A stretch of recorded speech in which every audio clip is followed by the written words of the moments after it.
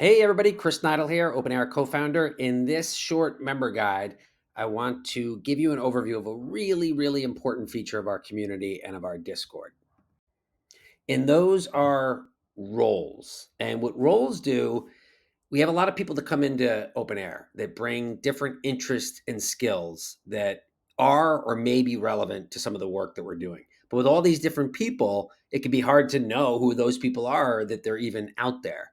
So what roles do is that they allow members to toggle or tag, as we say, different skills or interests that they have so that when other members reference those and any messages that they have, they'll be notified about it. On the flip side of that, what it allows is people who might be working on a particular area of work and they might need a particular interest or skill. Let's say I'm looking for a graphic designer or a physicist or a guitar player. It means that when I ask about that, or if I put a message and I'm looking for people with those skills, and I add that term or that role to a chat, then they'll hear about it. So it's a way of both finding out, being notified about the skills and interests that are of most interest to you and that fit your own, and it's a way also for other people to find people with those skills and interests. And this is how it works. So the first thing to point out is that right now within OpenAir, we have dozens of different types of roles that people can select from based on their skills and interests. Okay. But let's just take a particular example: AI or artificial intelligence, right? So if you tagged yourself with artificial intelligence, that means that when somebody mentions that in a chat, and puts that little at sign, artificial intelligence, then that means you're going to get a notification about it because you said that's a skill or an interest that you have. And I should point out too, by tagging yourself with these, it doesn't mean that you have to be the world's greatest expert. It just means you have to have an interest in it, right? And you want to sort of follow this. So don't worry about it if you're a student or you're just dabbling in it. If you want to know about that and you want to be involved because you're interested in that, go ahead and tag yourself. Now, the way it works is actually really simple.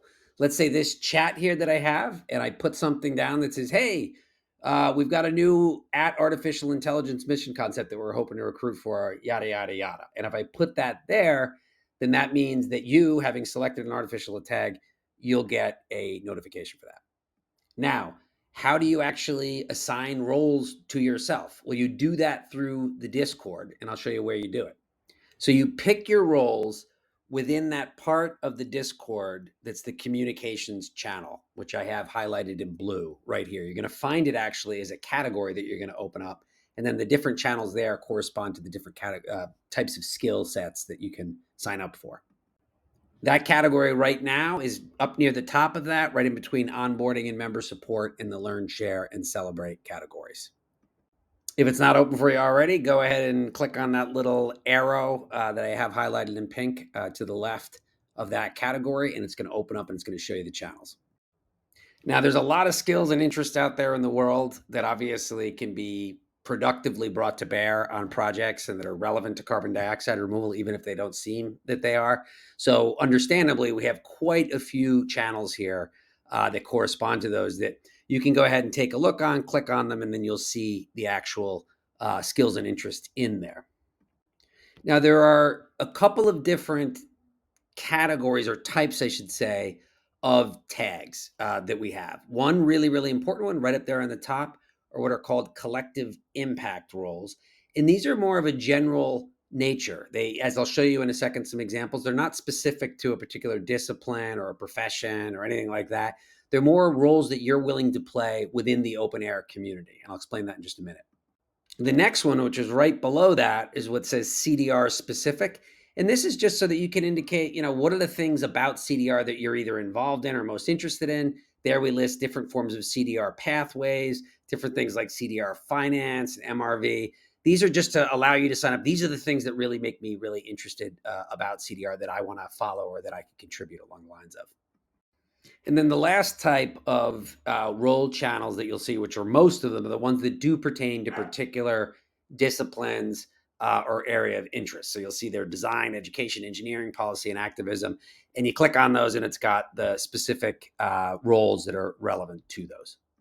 Now, let me show you what that actually looks like once you click on one of those channels. So what it'll do, this is the example of the collective actions one. There'll be a little description here up top that explains what these are, the types of it. And then below that, there are buttons. These are called role buttons, okay? And when you click on one of those, and you can click on as many as you want, there's no limit to it. If you're interested in all of these, you can click on all of them, or you can click on two of them, or you can click on one of them, okay? But when you click on one of those, you tag yourself with that role. That means that that's now attached to your profile, and that's what's going to allow you to get notifications when something like that is referenced. Okay, so you tag it by pressing on the button, but if you made a mistake or you change your mind and you decide you don't want to be notified or you don't want to have that role, you just click on that again at any point and you're untagged and you won't get those notifications. Now, let's look a little bit, particularly at the collective impact one, because that bears some explanation here. So I'll let you know what we mean by that, and I'll give you the example of those types of roles. So currently we have 4 in there. This might change over time, but again, these are sort of general support functions within OpenAir, and I'll explain what those mean right now. One of them is greeting. That means that when new people come in, it's good to have some live human members that if people have a kind of a question, they want to talk one-on-one, they're not certain of something, then you're the person at that very beginning stage who says hello and makes yourself available. And if you're interested in that, we'll talk about that in a future video, but that's what that means. Recruiting are people who, when we say, wow, we're looking for a particular kind of person who might not be in the community right now, they're actually going to go out and try to bring people from outside of OpenAir into OpenAir to fill those roles. Very, very important role. In 2024, we're really going to ramp that up. Amplification. Amplification is we try to do a lot of sharing with content about our missions or about carbon removal in the outside world, mostly on social media and through other means, right? So if you sign up to the amplification role, that means if someone says, oh my God, I really want to get a lot of likes on this, or I want this to get reshared, here's an essay I wrote, or here's a tweet that I did. Then if you sign to be an amplifier and you get notified about that, that means you're just saying, okay, I'll look at it. I'm willing to go ahead and reshare that. So it's just a way of sort of increasing or amplifying the messages that we want to put out in the world.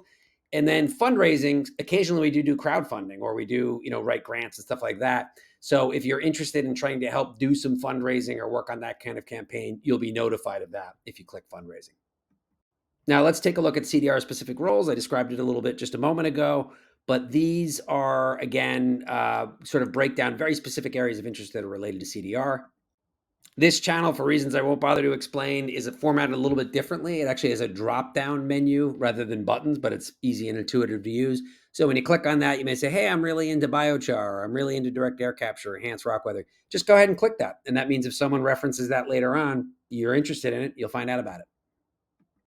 Now into the discipline role channels, again, of which there are many, many of them. And this will grow all the time, and people can let us know. It's like, hey, why isn't, kite maker on there? If that is something that proves to be important, we can always go ahead and add it. But I'll show you what that looks like on the inside. And we'll take the example of engineering.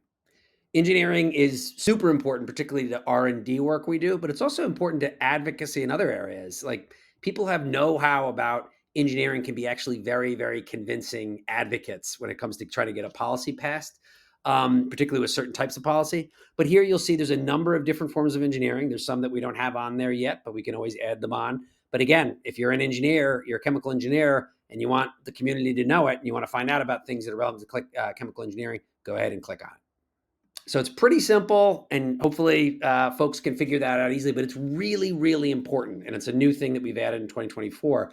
But one other thing I want to show you that is related to tagging that is also valuable, particularly if you're somebody who is doing some work within OpenAir and you're looking for somebody with a particular skill set or interest, and you want to find out which members actually possess it. This is how that works. You go ahead and you click on that box there up top above the communication channel. In here, you'll see that little members panel. Go ahead and click on that. And this is just an inventory of all of our members, which is useful for a whole host of reasons. But there's this panel or column up here that says roles, right? And that is where you can actually search for people that have a particular role that they have self-selected. So when you click on that little part up there, it'll give you actually a search field.